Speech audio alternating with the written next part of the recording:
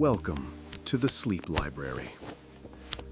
Tonight's lecture concerns the nature of dreams, and more specifically, 7 theoretical frameworks that scholars and scientists have developed over the past century and a half to explain why we dream and what, if anything, our dreams might mean. I should note, before we begin, that this is perhaps one of the most pleasant topics one can explore while drifting towards sleep, because we will be discussing the very threshold between waking and sleeping, that mysterious territory your mind is preparing to enter even now. There is no need to remember any of this material. No examination awaits you in the morning. Simply close your eyes, adjust your pillow to a comfortable position, and allow these ideas to drift through your consciousness like clouds moving slowly across an evening sky. Some of what we discuss may resonate with your own experiences of dreaming. Some may seem abstract or distant. All of it is perfectly suited to this moment, this quiet space between day and night where your mind can wander freely through ideas, without grasping at them, without holding them tightly. Let us begin.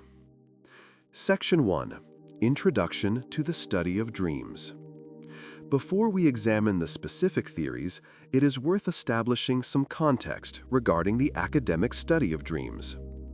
For most of human history, dreams were not considered a subject for systematic scientific inquiry. They were the domain of priests, prophets, and poets.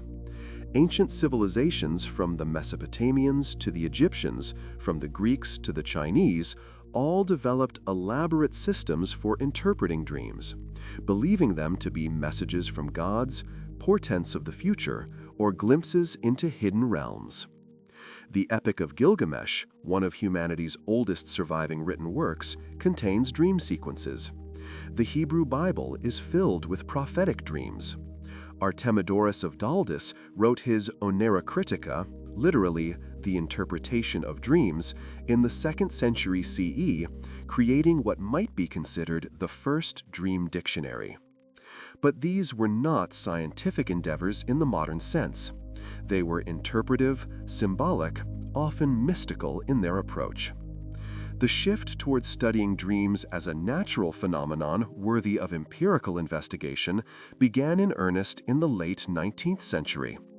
This shift coincided with several broader developments in Western thought: the rise of psychology as a distinct discipline, the increasing application of scientific methodology to questions of human consciousness, and a general cultural movement toward naturalistic explanations for phenomena that had previously been attributed to supernatural causes. It is interesting to note that we spend, on average, approximately 6 years of our lives dreaming. If we live to be 75 years old, we will experience roughly 150,000 dreams. Yet, despite this substantial investment of our existence, we retain only a small fraction of these nocturnal narratives. Most dreams evaporate within minutes of waking, leaving behind only fragments, impressions, the residue of emotions we cannot quite explain. The study of dreams, therefore, faces an immediate methodological challenge. The primary data, the dreams themselves, are inherently subjective, ephemeral, and accessible only through the self-reports of dreamers. We cannot observe dreams directly. We cannot record them as we might record a conversation or a behavior. We can only listen as someone attempts to reconstruct from fading memory what occurred in their sleeping mind. This limitation has shaped the field profoundly. Consequently, the theories we will examine tonight take different approaches to this challenge. Some, particularly the earlier theories, embrace the subjective and interpretive nature of dream content. Others attempt to ground dream study in neurobiology and cognitive science, seeking objective markers and measurable phenomena. It should be noted that these 7 theories are not mutually exclusive. Dreams are complex phenomena, and it is entirely possible, indeed quite likely, that multiple theories capture different aspects of truth.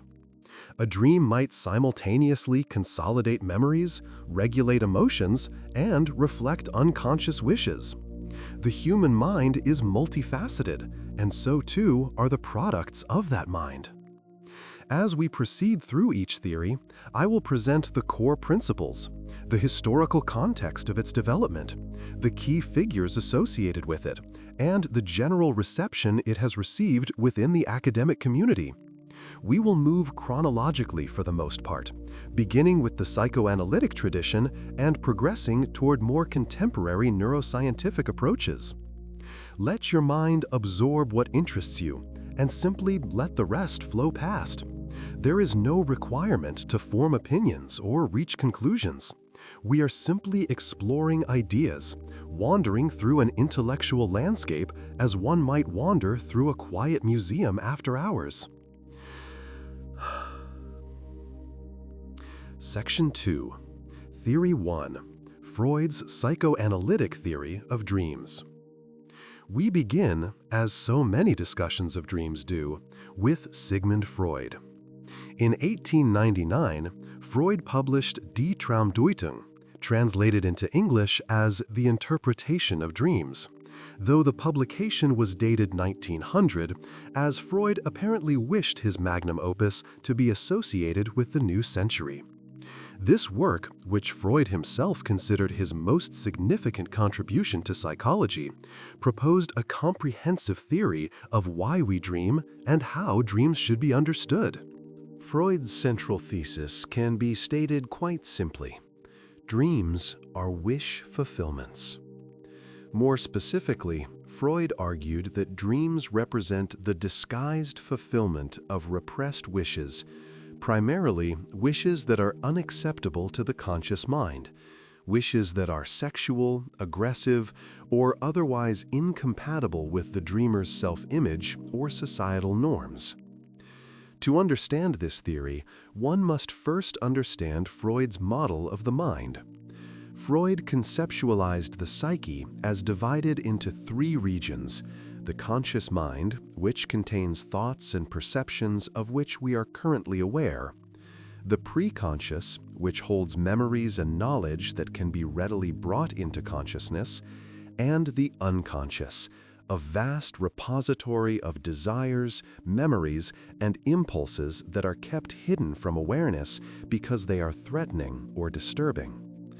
During waking hours, what Freud called the censor, a function of the ego, works to keep unconscious material from entering consciousness. However, during sleep, this censorship relaxes somewhat. Not entirely. If it did, we would be overwhelmed by the raw, unfiltered content of the unconscious, but enough that unconscious wishes can begin to press toward consciousness. Dreams, in Freud's view, represent a compromise.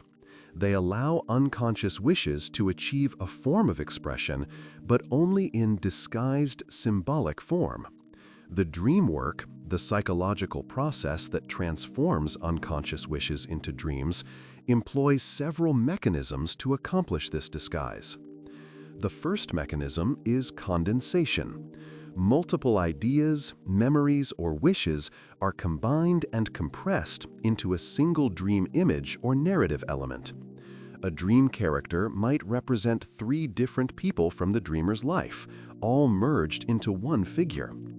A dream location might contain features from several real places, blended together.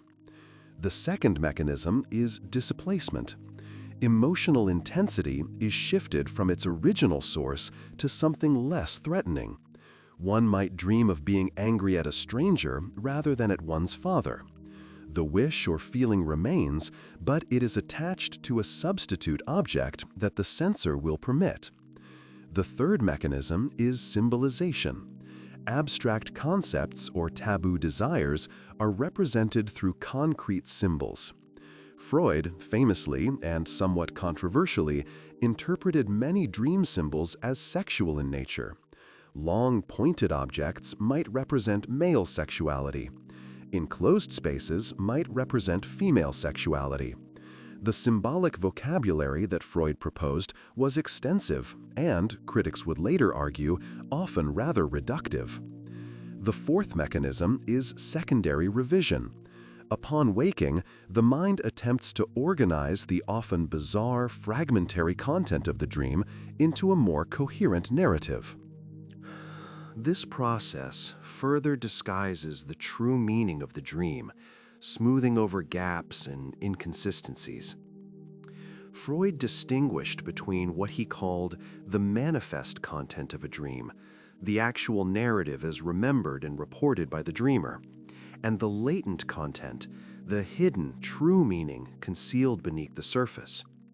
The task of psychoanalysis, as Freud practiced it, was to work with the patient to decode the manifest content and reveal the latent wishes beneath.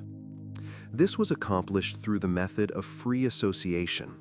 The patient would describe the dream and then say whatever came to mind in connection with each element, allowing the analyst to trace chains of association back to the repressed material. It is worth noting that Freud's theory was based almost entirely on his own dreams and those reported by his patients during psychoanalytic sessions. He did not conduct experiments. He did not gather data from large populations. His method was interpretive and clinical, and the validity of his conclusions rested on the internal consistency of his theoretical system and the perceived therapeutic benefits of his approach. The reception of Freud's dream theory was mixed. Within psychoanalytic circles, it was considered foundational. However, as psychology developed as an empirical science throughout the 20th century, Freud's approach fell out of favor among researchers. The theory was difficult, if not impossible, to test experimentally. Any dream could potentially be interpreted to support the theory. If a patient rejected an interpretation, this could itself be interpreted as resistance, a defense mechanism protecting the ego from uncomfortable truths. Critics argued that Freud's theory was unfalsifiable, that is, it could not be proven wrong, which in scientific terms is a significant weakness. Additionally, many found Freud's emphasis on sexual and aggressive wishes to be overstated, a reflection perhaps of his particular cultural moment in repressive Victorian and Edwardian Europe rather than a universal truth about human psychology. Nevertheless, Freud's influence on how Western culture thinks about dreams cannot be overstated. The idea that dreams have hidden meanings, that they reveal something about our deeper selves, that they are worth analyzing and interpreting, these notions are now commonplace, and they stem largely from Freud's work. As you lie there, perhaps you're thinking of your own dreams. Perhaps you're wondering if they contain hidden wishes, disguised desires. Or perhaps your thoughts are drifting elsewhere entirely, which is perfectly fine. Let them drift.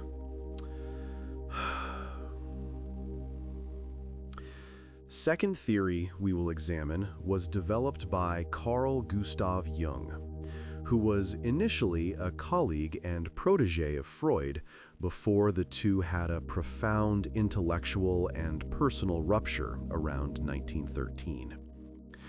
Jung agreed with Freud that dreams originated in the unconscious mind, but he diverged from Freud in several crucial ways. Most significantly, Jung proposed that the unconscious was not solely personal, but also collective. Let me explain this distinction carefully, as it is central to Jung's theory. The personal unconscious in Jung's model is similar to Freud's unconscious. It contains repressed memories, forgotten experiences, and personal complexes, patterns of thoughts, feelings, and memories organized around particular themes. This level of the unconscious is unique to each individual, shaped by that person's particular life history. But beneath this personal layer, Jung proposed, lies something deeper and more universal, the collective unconscious. This is a layer of the psyche shared by all human beings, containing what Jung called archetypes, universal inherited patterns of thought and behavior. Archetypes are not specific images or ideas, but rather predispositions to experience and perceive certain patterns. The mother archetype, for instance, is not any particular mother, but rather the universal human experience of motherhood, nurturing, protection, nourishment. The hero archetype represents the human pattern of facing challenges, overcoming obstacles, and transforming through struggle. The shadow archetype contains the aspects of ourselves we reject or deny, the parts we consider dark or unacceptable. Jung identified numerous archetypes, the anima and animus representing the feminine principle in men and the masculine principle in women, the wise old man or woman, the trickster, the self representing the totality and unity of the psyche.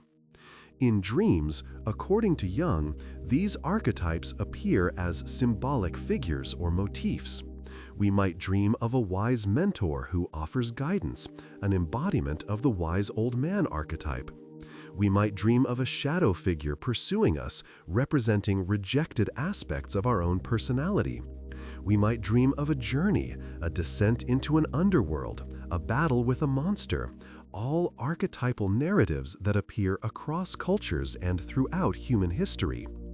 For Jung, dreams served several important functions. First, they offered compensation. If in waking life we were too one-sided, too identified with a particular attitude or persona, dreams would present the opposite perspective, seeking to balance the psyche. An overly rational person might have highly emotional or irrational dreams.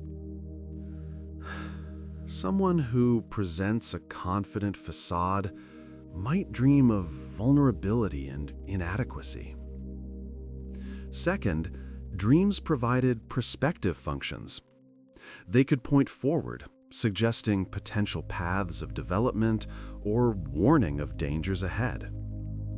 Jung did not believe dreams predicted the future in a supernatural sense, but he did believe they could reflect the unconscious mind's anticipation of possibilities based on information the conscious mind had not yet fully processed.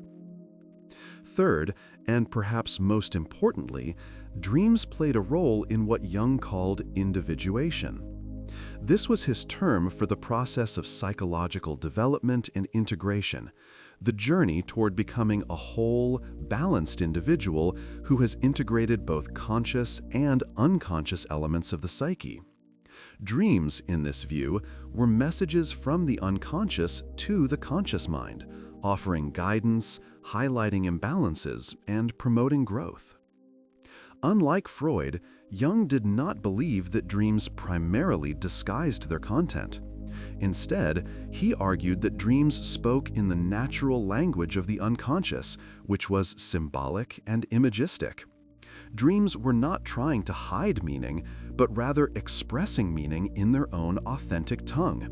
The challenge was for the conscious mind to learn to understand this symbolic language. Jung's approach to dream interpretation was therefore different from Freud's. Rather than using free association, which could lead away from the dream itself, Jung employed a method called amplification. This involved exploring the symbolic meaning of dream images by drawing on mythology, religion, art, and cultural symbolism from around the world. If someone dreamed of a snake, for instance, a Jungian analyst might explore what snakes have symbolized across different cultures, transformation, healing, danger, wisdom, and consider which meanings resonated with the dreamer's current life situation. Jung was also interested in recurring dreams and dream series. He believed that by examining multiple dreams over time, one could trace the unconscious process of individuation, seeing themes emerge, develop, and resolve. The academic reception of Jung's theory has been complicated. His concept of the collective unconscious is difficult to verify scientifically. There is no agreed-upon mechanism by which archetypal patterns could be inherited. Some neuroscientists have attempted to ground Jung's ideas in evolutionary psychology, suggesting that archetypes might represent cognitive patterns that evolved because they were adaptive for human survival. Others dismiss the theory as speculative and unfalsifiable, similar to the criticisms leveled at Freud. However, Jung's influence on cultural studies, religious studies, and literary criticism has been substantial. The idea that certain symbols and narratives recur across cultures and carry deep psychological significance has proven compelling to scholars in the humanities. And many people who work with their own dreams find Jung's approach more respectful and empowering than Freud's, as it treats dreams as meaningful communications rather than disguises to be decoded. As you rest there, your breathing slow and even, you might notice how your own mind produces images as you drift toward sleep. Fleeting visions, half-formed scenes. Perhaps archetypal patterns are stirring in the depths of your consciousness. Or perhaps these are simply random neural firings.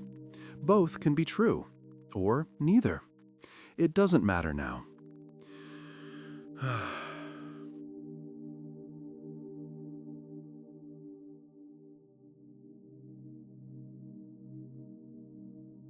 Section 4. Theory 3. The activation-synthesis hypothesis. We move now from the psychoanalytic tradition to neuroscience.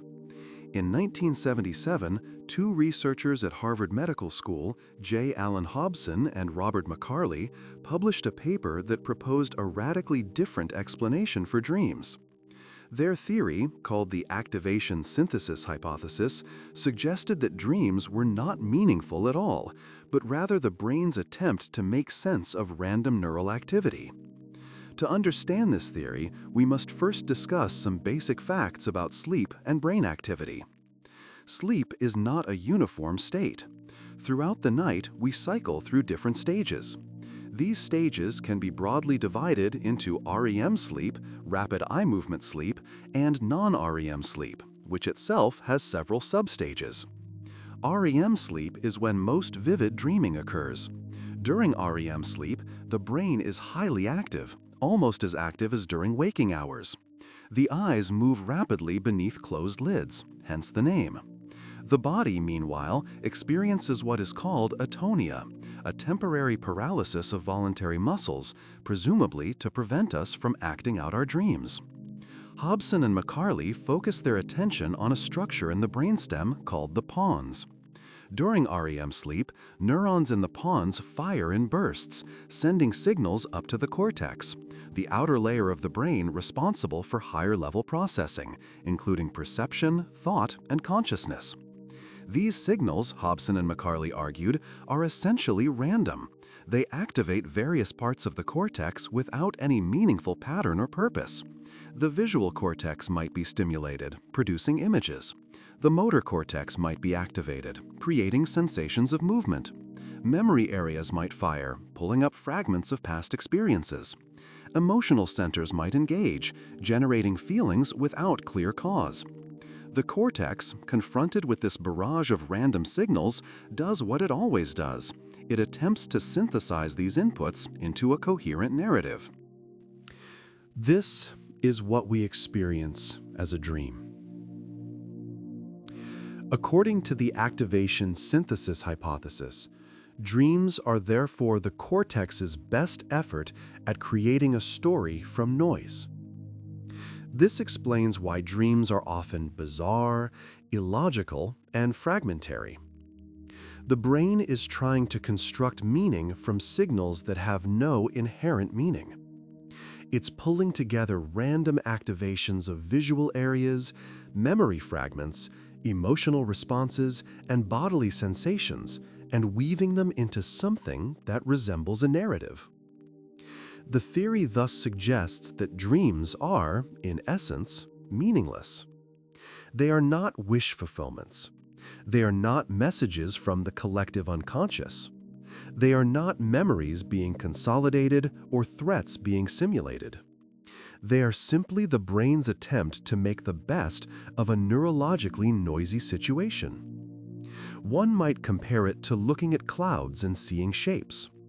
The clouds themselves do not intentionally form into the shape of a dragon or a face, but the human brain, which excels at pattern recognition, will see meaningful shapes even in random formations.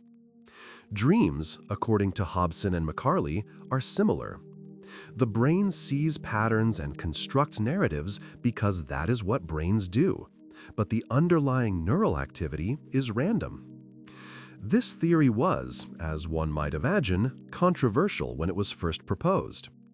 It directly challenged not only Freud and Jung, but also the widespread cultural belief that dreams are meaningful. It suggested that all the effort spent interpreting dreams might be essentially wasted. However, the activation-synthesis hypothesis had the advantage of being grounded in observable brain activity. Hobson and McCarley could point to specific neural mechanisms. They could make predictions that could, at least in principle, be tested. This made their theory more scientifically respectable than the psychoanalytic approaches. Over the years, the theory has been refined and modified. Hobson himself later acknowledged that even if dreams originate from random neural firing, the way the cortex synthesizes these signals might still reflect the dreamer's concerns, memories, and psychological state. The content of the narrative, even if sparked by random activation, would still be drawn from the dreamer's own mental landscape. Other researchers have pointed out that not all aspects of dreams appear random. Dreams often have emotional coherence, even if their narrative logic is strange. They often relate to the dreamer's recent experiences or ongoing concerns. These facts suggest that dreams may not be quite as meaningless as the original version of the activation synthesis hypothesis proposed. Nevertheless, the theory remains influential, particularly as a counterbalance to more interpretive approaches. It reminds us that dreams are fundamentally brain states, and any theory of dreaming must ultimately be compatible with what we know about neurobiology. As you lie there, your own brain is preparing for sleep, preparing to dream. Perhaps neurons in your pons will soon begin their rhythmic firing. Perhaps your cortex will soon be weaving random signals into strange, beautiful narratives. Or perhaps you'll dream differently, or not at all. Each night is its own small mystery. Section 5. Theory 4. Threat Simulation Theory. The fourth theory we will examine is called threat simulation theory, and it was proposed by Finnish psychologist Antti Revonsuo in the year 2000. This theory takes an evolutionary perspective. That is, it asks, what adaptive function might dreaming have served for our ancestors? Why would natural selection have preserved a behavior that consumes significant energy and time if it served no useful purpose? Revonsuo's answer is that dreams function as a kind of rehearsal space for dealing with threats. Consider the environment in which early humans evolved. It was a world filled with dangers, predators, hostile rival groups, environmental hazards, injuries, disease. Survival required constant vigilance and the ability to respond quickly and effectively to threats. Threat simulation theory proposes that during dreaming, the brain runs simulations of threatening situations, allowing the individual to practice threat perception and threat avoidance in a safe virtual environment. Dreams, in this view, are essentially training exercises. Revonsuo noted that threatening content appears in dreams far more frequently than would be expected by chance. People dream of being chased, attacked, falling, losing control, failing at important tasks, being in dangerous situations. Even in modern, relatively safe environments, these ancestral threats continue to populate our dreams. The theory suggests that during REM sleep, the brain activates threatening scenarios drawn from both personal memories and evolved threat templates. The dreamer then experiences these scenarios and, crucially, practices responding to them. Even though the dreamer is asleep and paralyzed, the neural systems involved in threat detection, decision-making, and motor planning are active.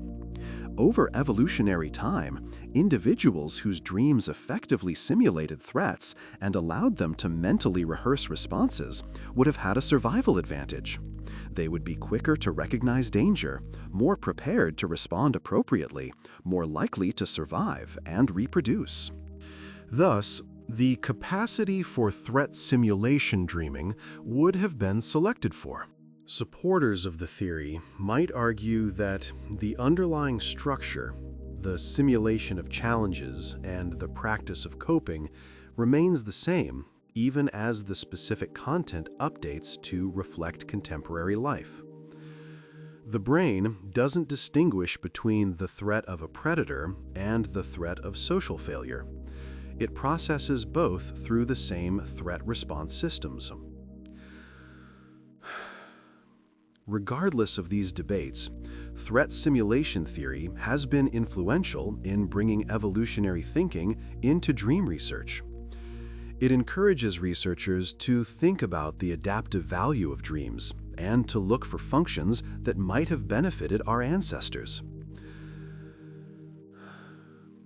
As you settle more deeply into rest, perhaps your mind is already beginning to simulate, to create scenarios, to rehearse responses. Or perhaps it is simply quiet, settling into the deep stillness that precedes sleep. Either way, you are safe. Whatever your mind produces tonight, you are safe. Memory consolidation theory, which has been developed and refined by numerous researchers over the past several decades, proposes that sleep, and REM sleep in particular, plays a crucial role in processing and storing memories.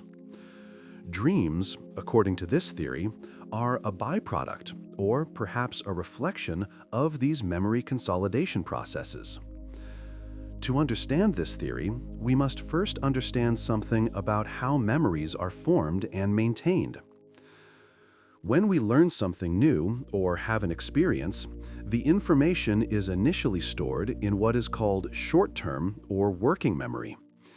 This is a temporary, fragile form of storage. For the memory to become more permanent, it must be consolidated. That is, it must be transferred to long-term memory, which involves physical changes in the brain, the strengthening of synaptic connections between neurons. This consolidation process occurs largely during sleep. Studies have shown that sleep deprivation impairs memory formation. Conversely, sleep, particularly REM sleep, enhances memory retention and learning. During sleep, the brain appears to replay patterns of neural activity that occurred during waking experience. If you spent the day learning to play a new piece of music on the piano, your brain might replay the neural patterns associated with that learning during the night. This replay helps to stabilize the memory, to integrate it with existing knowledge, to strengthen the relevant neural connections. Dreams, according to memory consolidation theory, may emerge from this replay process. As the brain cycles through memories, pulling them up, examining them, fitting them into broader patterns, we experience fragments of these memories as dream content. This would explain why dreams often incorporate elements from recent experiences, what researchers call the day residue effect.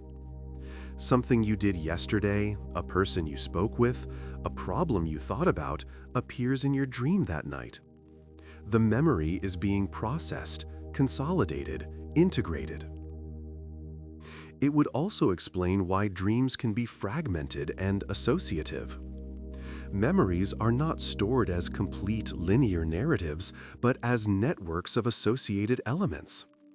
A single cue can activate multiple related memories. The smell of rain might activate memories of childhood, of a particular place, of an emotional state, of a person you associate with rainy days.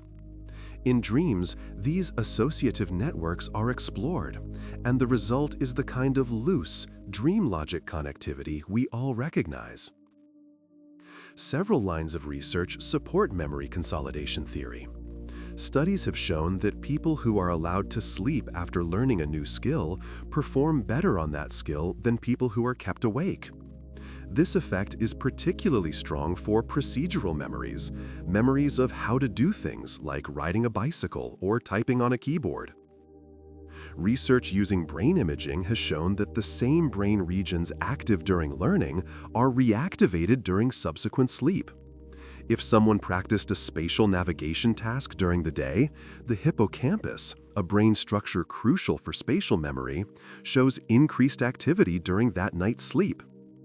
Furthermore, studies that have awakened people during REM sleep and asked them to report their dreams have found that dream content often relates to recent learning experiences, particularly if those experiences were emotionally salient or involved problem solving. One particularly interesting line of research involves testing whether the sleeping brain can work on problems. In some studies, participants are given a problem to solve before sleep, and a significant number report dreaming about the problem or waking with insights about how to solve it.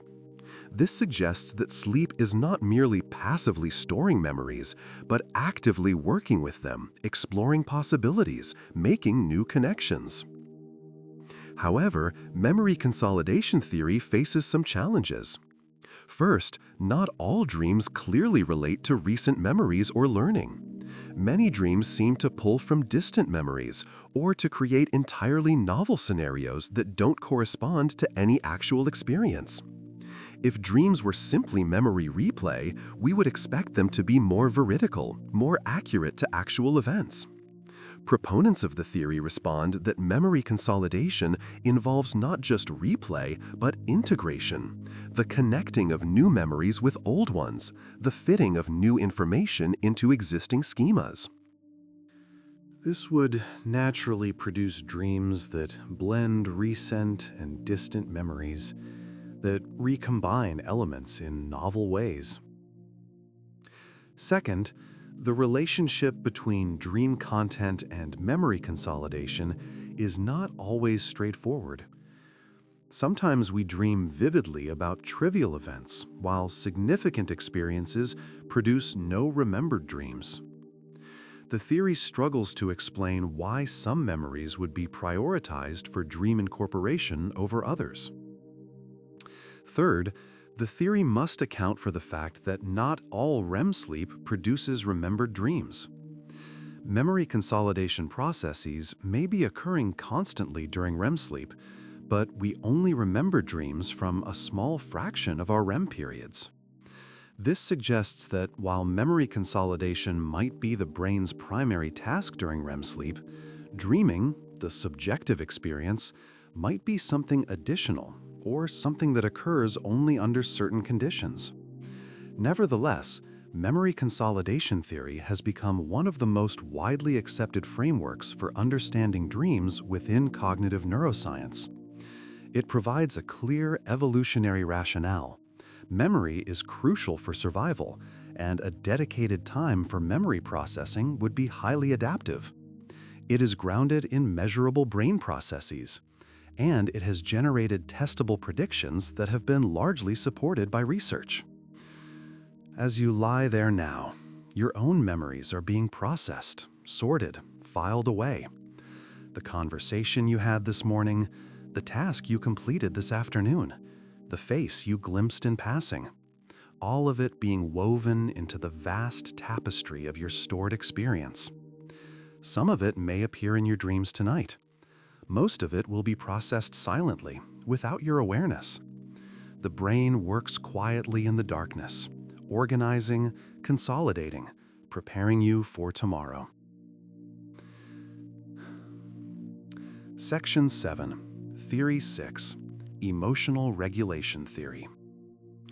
The sixth theory we will examine focuses on the emotional dimension of dreams. Emotional regulation theory, developed by researchers including Matthew Walker and Rosalind Carteret, proposes that dreams serve to process and regulate emotions, helping us to manage affective experiences and maintain psychological well-being. This theory begins with an observation: dreams are rarely emotionally neutral. Even mundane dream scenarios tend to carry some emotional valence, some feeling tone. And many dreams are intensely emotional, sometimes more so than waking experiences. We wake from dreams feeling anxious, joyful, sad, frightened, angry, relieved. The theory suggests that during sleep, and particularly during REM sleep, the brain processes emotional experiences from waking life. It does this in a neurochemically unique environment. During REM sleep, levels of norepinephrine, a stress-related neurotransmitter, drop significantly. Meanwhile, the brain structures involved in emotion, particularly the amygdala and the anterior cingulate cortex, remain highly active. This combination, high emotional brain activity in a low-stress neurochemical environment, may allow the brain to reprocess emotional memories in a way that reduces their emotional intensity. The memory of the experience is preserved, but the sharp edge of the emotion is dulled. Think of it this way. During waking life, when something distressing happens, the memory is encoded with a strong emotional charge. That night, during REM sleep, the brain reactivates this memory. But because norepinephrine levels are low, the reactivation occurs in a calmer context. The memory is, in effect, being rewritten with a weaker emotional association. Over multiple nights of sleep, of repeated reprocessing, the emotional intensity of the memory gradually decreases. This is particularly important for negative emotions. If we could not reduce the emotional intensity of distressing experiences, we would accumulate an overwhelming burden of unprocessed negative affect.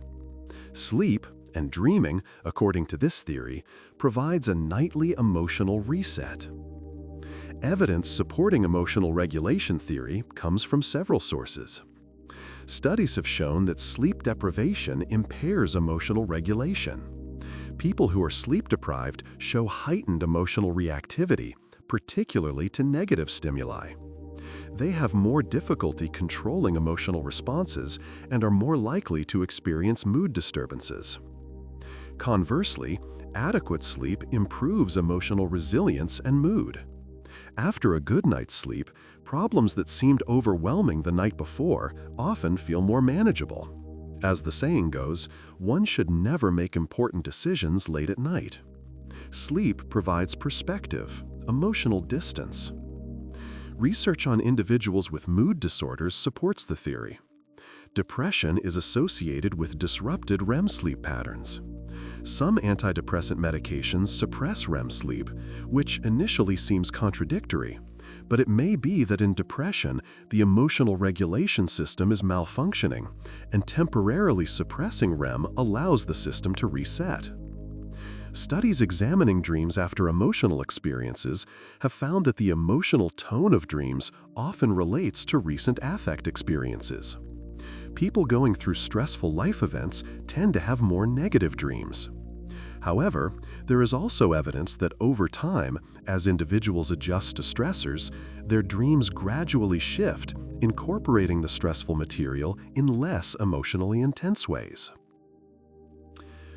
Rosalind Cartwright's research on individuals going through divorce found that those who dreamed more about their ex-spouses and the divorce situation showed better emotional adjustment 1 year later than those who did not. It was as if the dreams were providing space to work through the emotional complexity of the situation. Matthew Walker has proposed that REM sleep provides what he calls overnight therapy. We sleep to forget the emotional tone while preserving the informational content of experiences. This allows us to remember what happened without being continually overwhelmed by how it felt. However, like all theories, emotional regulation theory has limitations and unanswered questions. Not all dreams appear to serve emotional regulation functions. Some dreams seem emotionally arbitrary, or their emotional content seems disconnected from current waking concerns. The theory also struggles to explain why nightmares occur. If dreams are supposed to reduce emotional intensity, why do some dreams amplify fear and distress to the point of waking us? Proponents might argue that nightmares represent the system working too hard, or failing to successfully downregulate emotion, or encountering material that is too intense to process smoothly. Nevertheless, the emotional regulation theory has been influential in clinical contexts.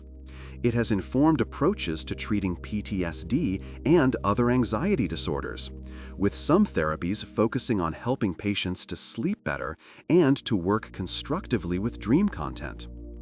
The theory also resonates with subjective experience. Many people report that dreams help them to work through emotional situations, to gain perspective, to feel differently about something that troubled them. While this is not proof of the theory, it suggests that the theory captures something meaningful about what dreams feel like from the inside. As you rest now, letting go of the day, perhaps your own emotional experiences are being processed. The frustration of an interaction, the pleasure of an accomplishment, the subtle worry that has been hovering at the edges of consciousness. Your sleeping brain will sort through these, will gentle them, will help you to wake tomorrow feeling a bit lighter, a bit more settled. This is part of what sleep does. This is part of its gift.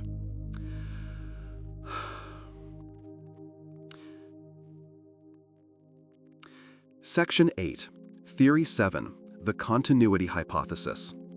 The seventh and final theory we will examine is called the continuity hypothesis, and it represents something of a middle ground between various approaches to understanding dreams.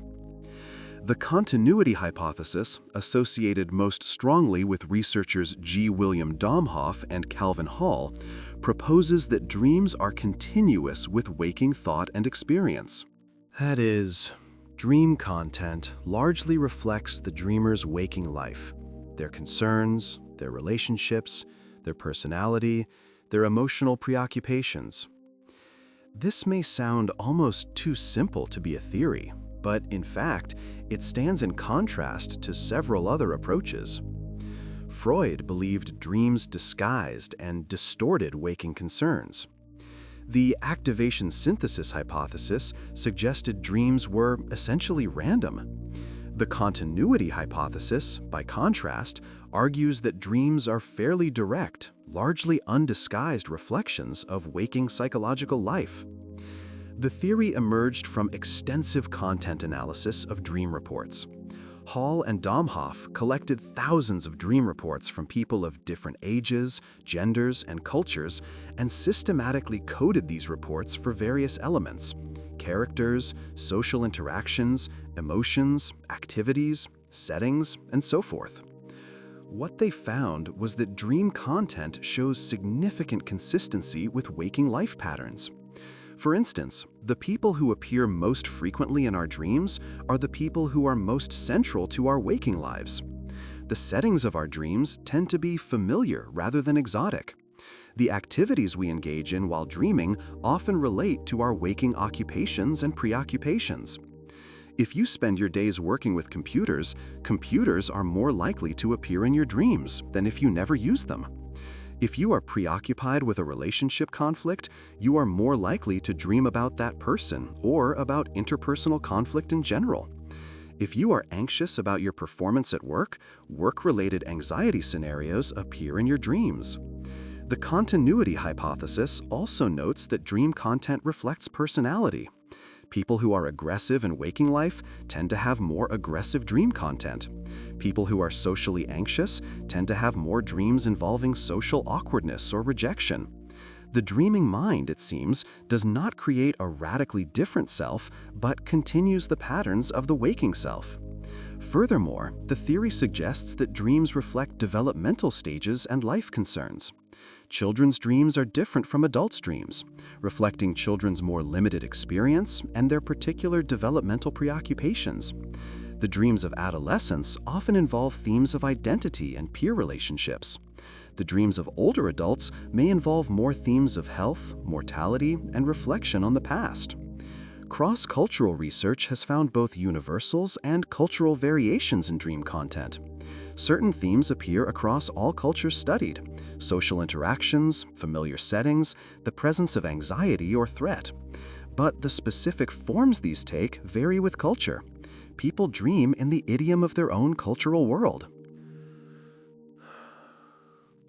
The continuity hypothesis does not claim that dreams are exact replicas of waking life. Dreams are obviously different in their logic, their narrative structure, their bizarreness. But the theory argues that these differences are more superficial than substantive. Beneath the strange surface, dreams are about the same things waking thought is about. This theory integrates well with several of the other theories we have discussed. It is compatible with memory consolidation theory. If dreams draw on recent experiences and concerns, they would naturally reflect continuity with waking life. It is compatible with emotional regulation theory. If dreams process waking emotional experiences, they would incorporate waking emotional content. It even has some compatibility with threat simulation theory.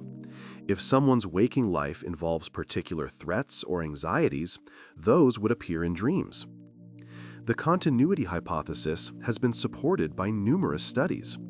Content analysis research has consistently found the predicted correlations between waking life patterns and dream content. Longitudinal studies following individuals over time have shown that as life circumstances change, dream content changes accordingly. Critics argue that the continuity hypothesis is more descriptive than explanatory. It tells us that dreams reflect waking life, but it does not fully explain why dreams take the form they do, why they are often bizarre, or what function this reflection serves. Proponents respond that understanding what dreams are about is an essential first step. Before we can explain why we dream, we must accurately describe what we dream about. And the continuity hypothesis provides a clear, empirically grounded description. The theory also has clinical utility. If dreams reflect waking concerns, then dream content can provide insight into what is troubling someone, what matters to them, how they perceive relationships and situations. Therapists who work with dreams can use dream reports as another source of information about their clients' psychological lives. From the perspective of the continuity hypothesis, all of the theories we have discussed tonight may be partially correct. Dreams may serve multiple functions: memory consolidation, emotional regulation, threat simulation, and in all of these functions, dreams work with the material of waking life. The continuity is the foundation. The various functions are what the dreaming brain does with that continuous content. As you lie there, your mind beginning to soften at the edges, beginning to drift, you might reflect on this continuity. Your dreams tonight will likely be woven from the threads of your own life. The people you know, the places you inhabit, the concerns that occupy your thoughts.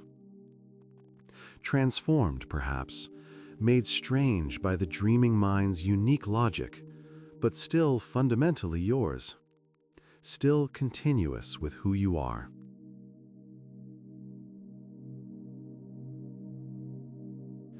And so, we have traveled through 7 theoretical landscapes, 7 different ways of thinking about why we dream and what dreams might mean.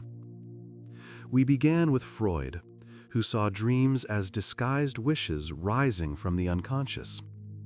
We moved to Jung, who understood dreams as messages from a deeper, collective layer of the psyche. We encountered Hobson and McCarley, who proposed that dreams are simply the brain making sense of random noise. We explored Ravansuo's idea that dreams simulate threats, training us for danger. We examined the possibility that dreams consolidate memories, organizing and storing our experiences. We considered that dreams might regulate emotion, helping us to process feelings and maintain psychological balance. And finally, we reflected on the continuity hypothesis, the idea that dreams are simply an extension of waking consciousness, reflecting our lives, our concerns, ourselves. Which theory is correct? Perhaps all of them in different ways. Perhaps none of them completely. The human mind is vastly complex, and dreams are one of its most mysterious products. It may be that dreams serve multiple functions, or different functions at different times, or different functions for different people. What we can say with certainty is that we dream.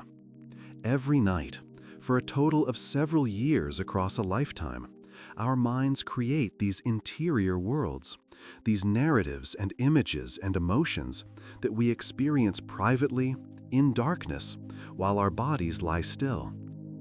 Some dreams we remember. Most we forget.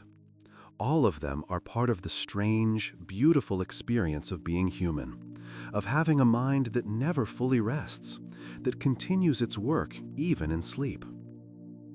If you are still listening to these words, that is perfectly fine. Let them continue to wash over you like gentle waves. There is no need to hold on to anything you have heard tonight. No need to form conclusions or choose between theories. All of this can simply drift away, like a dream itself, leaving behind only a pleasant sense of having wandered through interesting territory. Your breathing has slowed. Your body has grown heavier, more settled into the bed. The boundary between waking and sleeping grows thinner. Perhaps tonight you will dream. Perhaps you will remember what you dream, or perhaps it will evaporate with the morning light.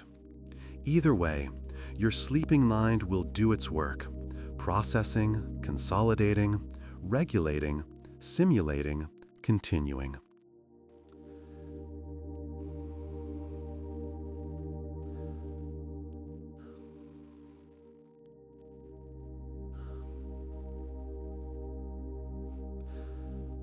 The sleep library is always here, a quiet space filled with ideas and stories, ready whenever you need it. But for now, there is only sleep, only rest, only the gentle descent into that necessary darkness where the mind renews itself.